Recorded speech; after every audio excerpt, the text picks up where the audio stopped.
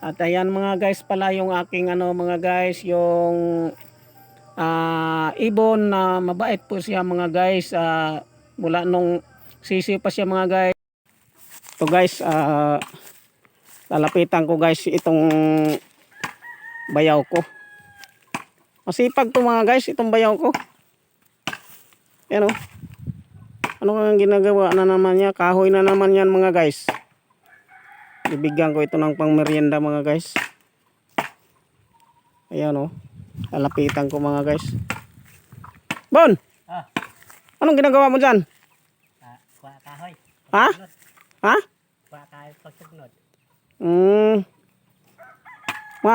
Lilingas na ba yan? Ha? Lumilingas na yan? Lilingas na yan? Oo. Ganun ba? Itong diskarte ng bayaw ko mga guys. Ito kasing bayaw ko galing to ng Antique. Nagkita kami sa Maynila. Dinala ko dito. Tapos medyo may katagalan na yan dito mga guys. May higit isang taon na yata. 2020 pa ito ging no? 2021 pa ito mga guys. Dito ako nakakuha ng technique sa kanya mga guys na kahit hilaw, kahit hindi pala patay na kahoy, pwede pala niya biyak-biyakin. Kung tawag doon, raha kung tawagin. Yan o, binibiyak-biyak niya mga guys o. Tapos, sandali lang siya maano guys, mapatay. Gawa nung ilagay niya sa mga saingan eh. Ayan. Ito, merinda ba no? Merinda. Oh.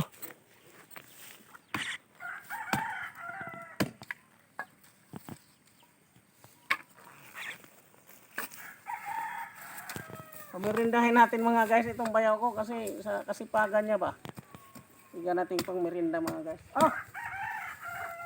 Lahat yan. Oh. Lahat. Sipag ka itong mga guys, mga kuha niyo. Panggatong itong mga guys. Okay, merinda ka. Ha? Lahat yan. Baka hindi kang merinda, pantayan mo na naman ang sabong. Nagsasabong kasi mga guys, pero okay lang. Yan lang kaligayahan niya mga guys. 31 years old, hindi pa nag-aasawa. Takot siya sa babae. O kaya babae takot sa kanya. Dalawa lang. Ging. Yung ibon, akin ang ibon, dali. Lika, para makita ka, dali. Ayan. May ibon kami dito mga guys. Gusto niya na makita sa camera mga guys. Ito si Mayang. Dali, Mayang. Mayang.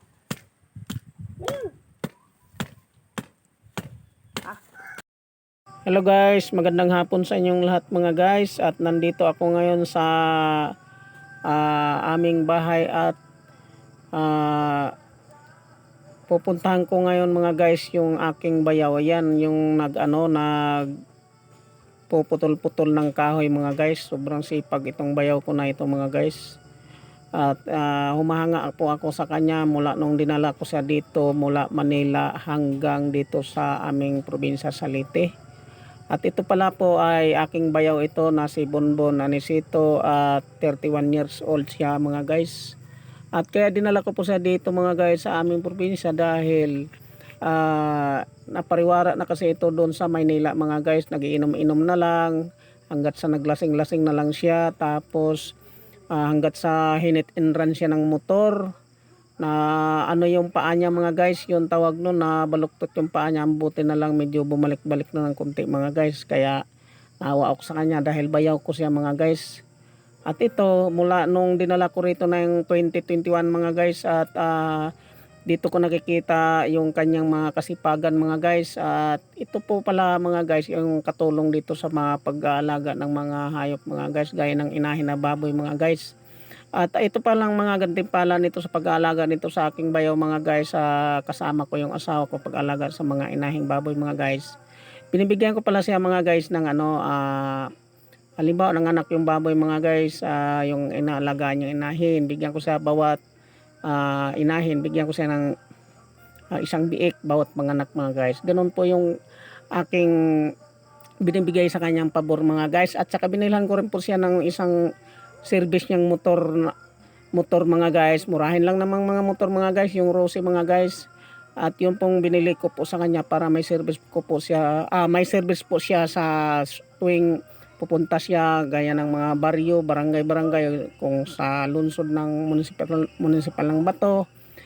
ganun po yung ginagawa ko sa aking bayaw ko mga guys. At sa sobrang hanga ko po sa kanyang kasipagan mga guys, binigyan ko po siya ng pangmerinda. Ganun po ang ginagawa ko sa kanya mga guys. At ayan mga guys pala yung aking mga guys, yung ibon na mabait po siya mga guys. Mula nung sisiw pa siya mga guys, diyan na sa amin niya nakita ng anak ko. At inalagaan siya hanggat sa paglaki mga guys. Kaya ang turing niya sa mga tao mga guys, parang kasing gaya lang din sa kanya mga ibon mga guys. Yung nasa isip niya mga guys. Kaya malapit siya sa mga tao mga guys. Hello po mga guys. At sasabihin ko pa lang tama yung pinagmulan nito ni bayaw ko, ni Bonbon Anisito. At galing pala siya ng tubo pala siya ng San Remio na suli sa may Antique mga guys. Isla po yun mga guys. At nakalimutan ko pala sasabihin sa inyo ganina kung taga saan siya. Taga Antique po siya, tubong Antique, sa may San Remio na suli sa may Sibalom. At pasalamatan ko pala mga guys yung lahat-lahat ng mga nanonood dito. At lalo na sa mga solid kong followers. At maraming salamat po sa inyong lahat. At God bless us all po.